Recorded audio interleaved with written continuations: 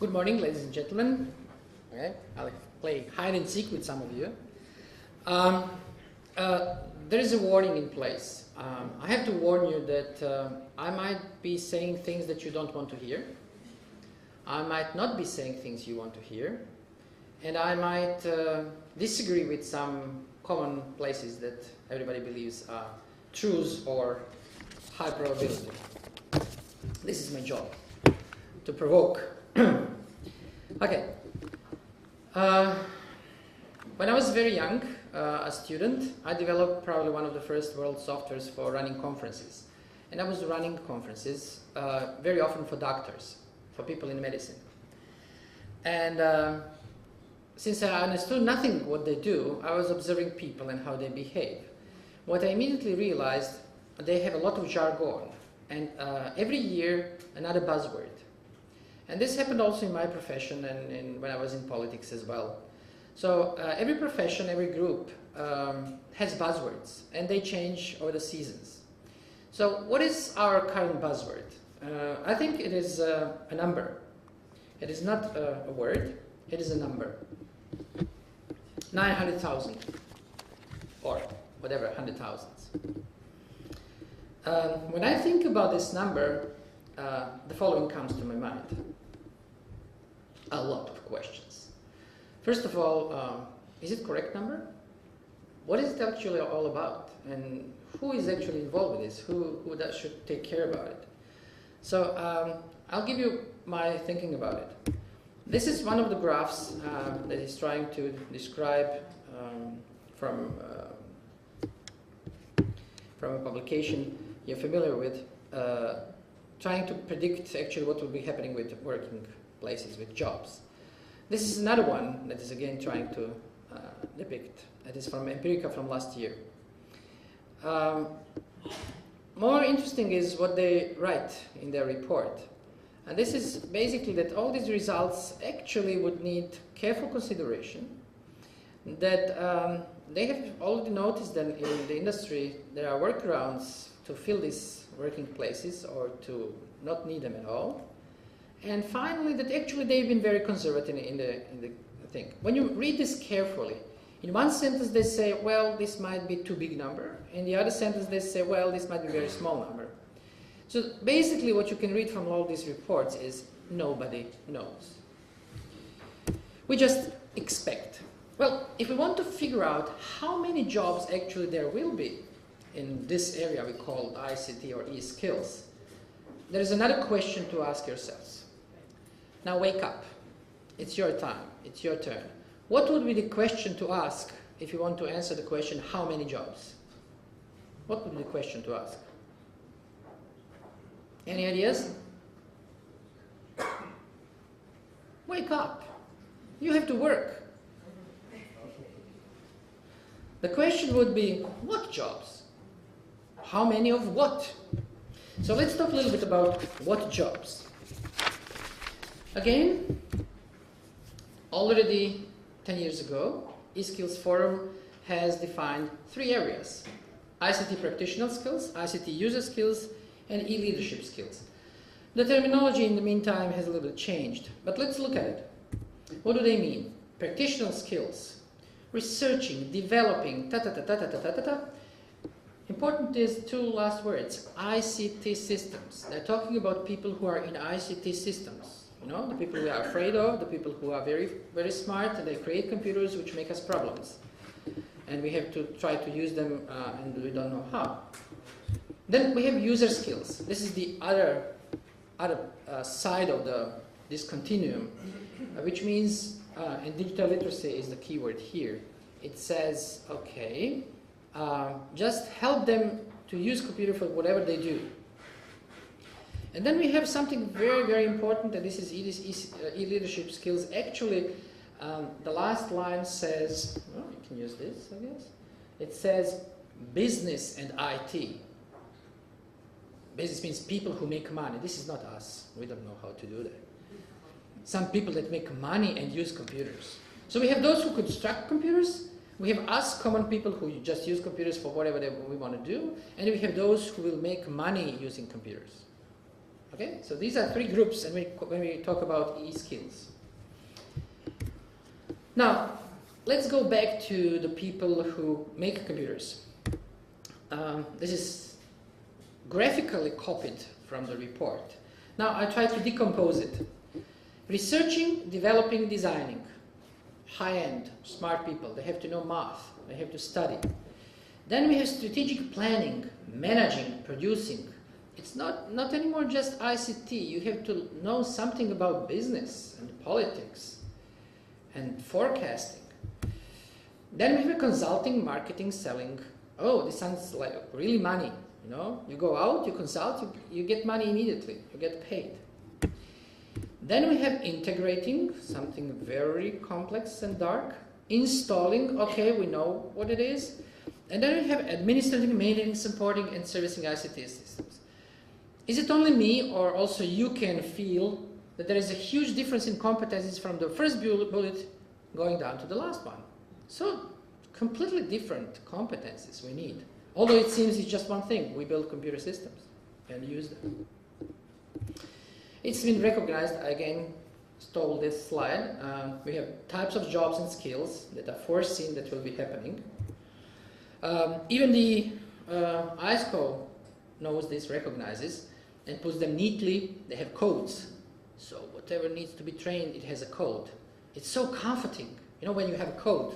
When you learn something, when you teach something, when you give a certificate, there is a code, and it's IS, you know, it's international, and it's standard. It's so comforting. If we do this, we are certainly doing right things. So if we agree here to do something, and we can attach ISCO code to it, then certainly there will be a job for somebody out there. You get a certificate, it has ISCO number, you will get a job. You just go out, you go to the first tram and ask, who wants to hire me? There's a nice map, I adore this map. This is a beautiful map, you know. You sit on the underground, you get on one station, and job is waiting for you. Well, when was it, last year? When I used this slide. Talking about some very strange job descriptions. Well, if you talk about application developer, we have heard this word at least, if we don't know what it means. Cloud specialist, this is new. Cloud specialist. Boy, it's good to work in cloud. Big data specialist. This is important. There must be some business behind it. Does anybody know, can anybody tell me what do you need to know? What do you need to be taught to be big data specialist? I work in the Faculty of Electrical Engineering and Computing. I don't know. And I've asked my colleagues, and they said, well, you know, this is those business intelligence systems, number crunching.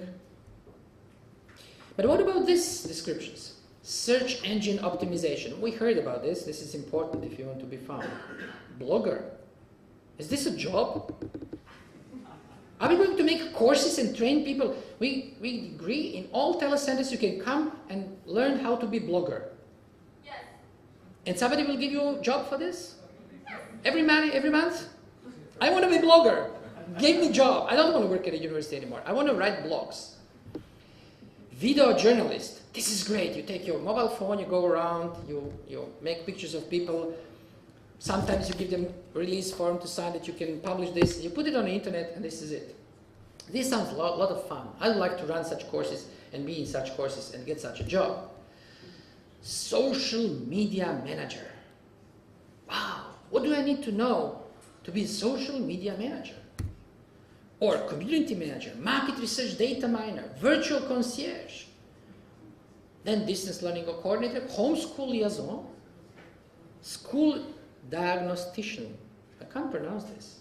What is it? We know that schools are corrupted. We don't need somebody to tell us this. Is there any school that will hire somebody to be school diagnostician?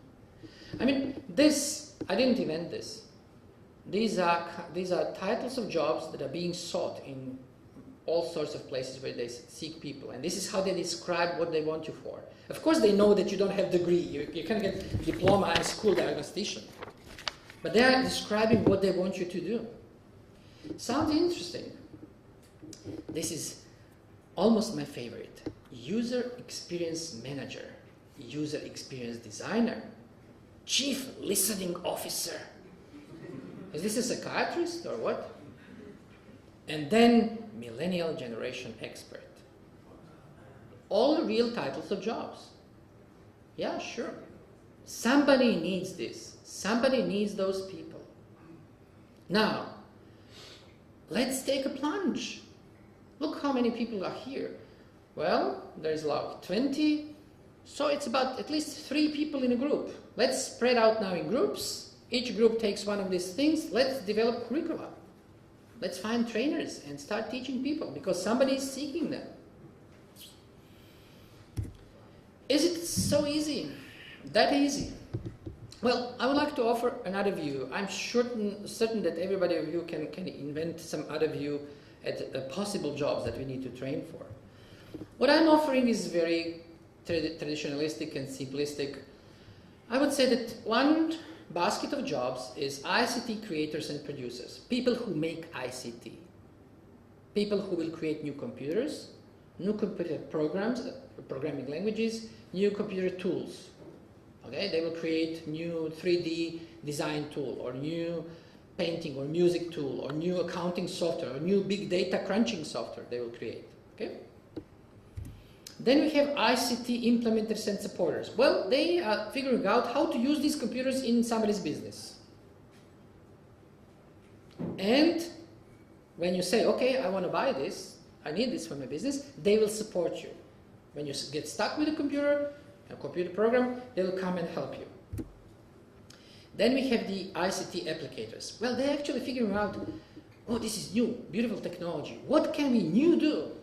Are there some completely new things we can do?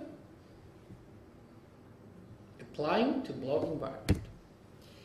Okay, and finally ICT users. Ordinary simple user who want to go to the shopping to the market and use computer to create a shopping list or sell something on eBay or learn photography on the internet. Let's look at them. ICT creators and producers. Trust me, I need to tell you something about myself. I'm an electronic engineer. I worked 28 years at the University of Zagreb. As kindly said, I was spending 10 years to build internet in Croatia. I teach students very technical things like computer networks, programming, embedded systems, measurement and control. But a lot of my time I spend and have spent in the past 20 years in helping people run projects, ICT projects, building ICT infrastructure.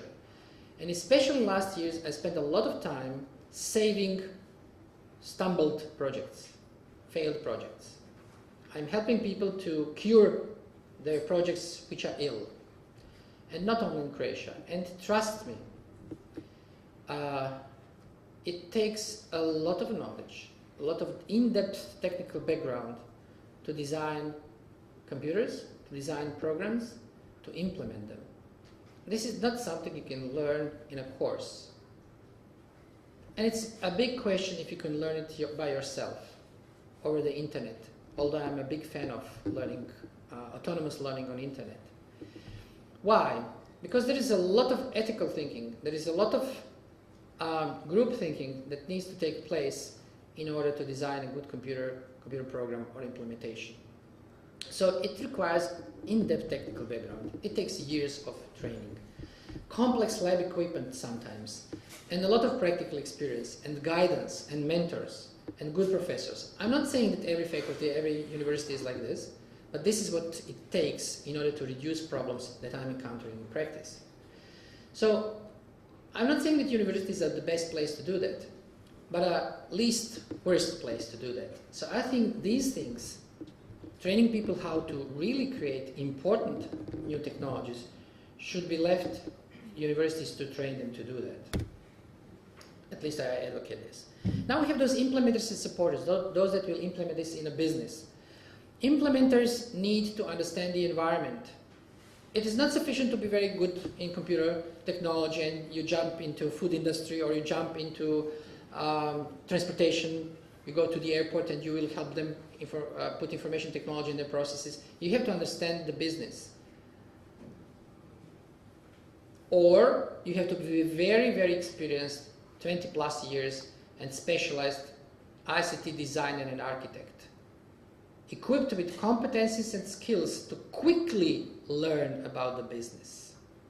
So either you are specialized in business and then you learn ICT, or you are really specialized in doing these things. Again, a lot of things, and this is not something that can be done over the night or over the weekend, or even in courses.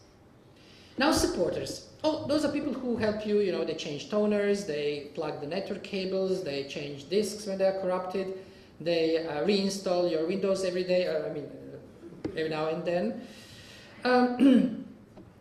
The problem is, it can be done in courses. We can quickly educate a range of people to help local businesses, but sometimes they might need some specialized equipment to be trained.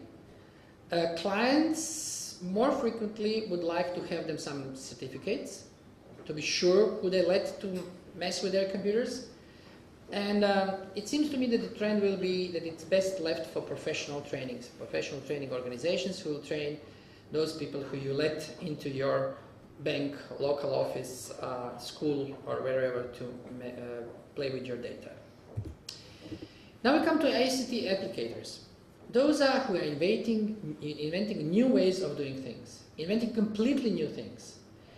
Well, it requires some other non-ICT knowledge and skills. It requires a lot of creativity, some ICT competence, some basic, sometimes extensive. This is something that could be provided with telecentres and other players in this area. But the trainers who will train them, they need to have some domain expertise. If they want to use computers, they have some great ideas how to use them in art.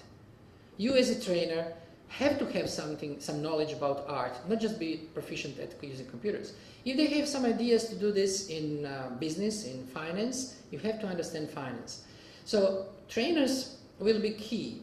This is something that can be done because you will be assisting people to learn and get hold of new technology and start thinking creatively how they can apply it elsewhere. And this is very important. But the trainers, it's tricky to get the right trainers. The trainers have to have some other sort of experience. And finally, we come to those so-called common users.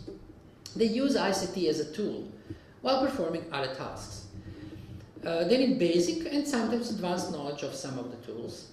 And the concentration is mostly on tools, not on understanding technology very deeply and profoundly. And the goal actually in this training would be make them fluent user. What is the difference between the understanding and knowing the technology and being the fluent, skillful user? This means that whenever you want to do something, you want to make a shopping list or you're preparing a party, you immediately reach for Excel. You don't start compiling on a paper and then later you start thinking about using a computer. Fluent, proficient users of ICT, whatever they do, if you make a party, you reach for Excel. You immediately envision mail merge in order to help you send all the invitations. If you are going to make an announcement to your neighbors that you plan to clean up around your street, you immediately reach for some designing tool and you design a small leaflet that you will print on your computer. This is it. So basically, we don't want them just to understand, Microsoft Word can be used for this. There are programs to design movies. No, we want them to start using it in whatever they do. Which means that the training has to start with their need. And everything has to be oriented, organized around what they do. And this is something that can and should be taught by players, educational players, like telecentres, for example. In Grand Coalition, we have some key principles. And one of them is the fifth one, awareness raising. Awareness is usually a very underestimated word. And it means, you just tell them, you just make a presentation and then they are aware. You hand out leaflets and now they understand. This is not it. Awareness is much, much deeper thing and there has a lot to be done in order to do it properly. And it's actually the key step. Because awareness results in motivation. If you do awareness properly, then the people will be following and asking you, hey, how can I do it? Hey, give me the course. Hey, where can I? If awareness is done properly. So it's basically motivation. It's not just telling people, this is it, there is something like this exists, you can use it. Now, how could we and should we do awareness? Outreach, reaching to people. My personal belief that our players like telecentres have this unique and very important role at getting to people, knocking on their doors, holding them for their sleeves on the streets. You know, it's not very popular. Some people hand you leaflets and tell you, you have some time, I would like to explain you something, and we are creeped out and we try to go back. But it is very important that we somehow reduce the barrier. If people have thought, you know, they have designed this, our neighbors have designed this leaflet, this brochure so nicely, well, but I can't do that. Our job is to reach our neighbor, every kid in school, every retired person, every unemployed person, and somehow help him think, oh, I don't have a job, I have so many junk in my attic or my cellar, but somebody told me I can sell it on eBay. You know, or I don't know anything but just teaching math. Somebody told me I can teach math over the internet. You know, I'm retired. I would like to help people. I don't know how to organize. Somebody told me volunteering can be organized over the internet and social networks. So the awareness process is approaching people on the basis of what they do, what is close to them, what is their need, and throwing hooks, throwing examples to them, grabbing them and putting them in a situation that they see that they can help themselves using the ICT. They can join with others and invent ways how to use the ICT. This is the awareness. And I think that maybe nobody else, like the organizations like Telecentre, can fulfill this role properly. Because we are supposed to be in the local community. We often neglect those who do have jobs but need additional income. Well, they have jobs, they're not unemployed. Retired people, well, they have retirement. I think these are potentials that shouldn't be lost. Then we have those traditionalists who have businesses, do something, and they don't feel that computers have anything to do with their local little shop or medium-sized, small and medium-sized enterprise because they are some mainstream old-fashioned business, like dry cleaning, for instance, or something like this. But then they start thinking, oh, could I use this technology somehow? We need to approach them as well. How this should be done? I already gave some points. We should be answering the questions, how can I? They do their jobs, and we need to figure out the questions they might have in their heads and answer them. How can I do what I'm doing differently, better, with more money, with more fun, with more people? How can I? And then, what else can I do with technology? Opening up ideas, inviting them to invent or reinvent themselves and their businesses. This is how we should do this outreach awareness program. And then finally, training the trainers is a very powerful concept because it multiplies, it's exponential. So besides working with end users, we need to have the whole stream of training the trainers, or advocates, or evangelists, or whatever we call them, people who will repeat what we do elsewhere, especially in the awareness program. So this, I believe, is the key point to do. How should the training be done?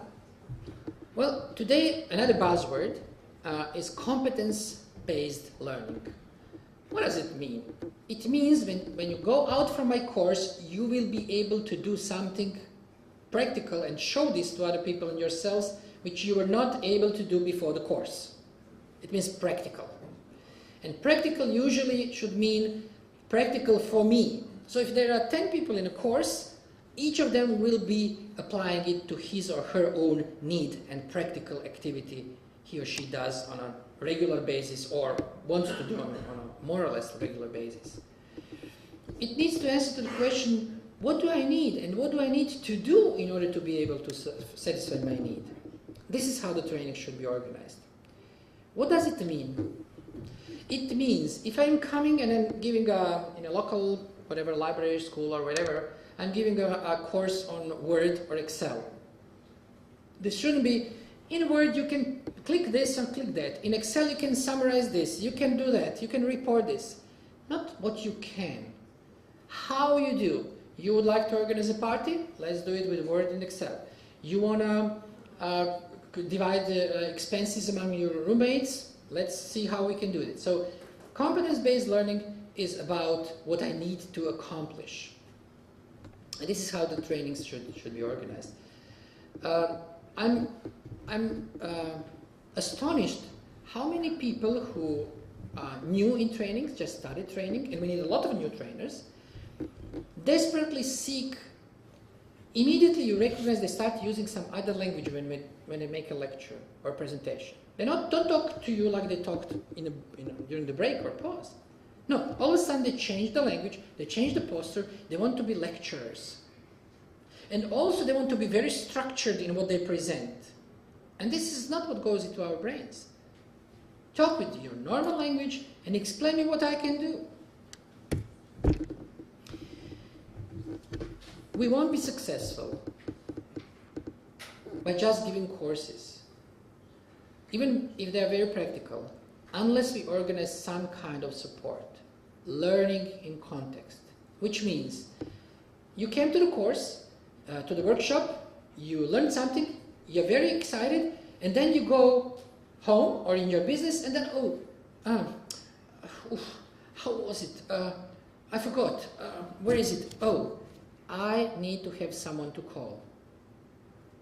Unless we organize this, unless we plan for this from the very beginning, we won't actually reach our final goal, people actually using technology. And this is most easily done by building communities of practice. So basically, people that were in course, they help each other. Those who were previously in course are a little bit more experienced, they help the newcomers and in such cascading way. So this is the third thing we need to do. Building communities of practice. People who will support each other. And of course, us supporting supporters. There is a missing slide. This is the consequence of late night work. The final slide is speaking about partners. Who our partners should be. Our partners should be, we can start with academia, universities, faculties, schools at the highest level. Their job is to help train our trainers. Their job is to support our trainers on a professional range. And their job, ideally, would be to help us create curricula, syllabus, and teaching and training materials.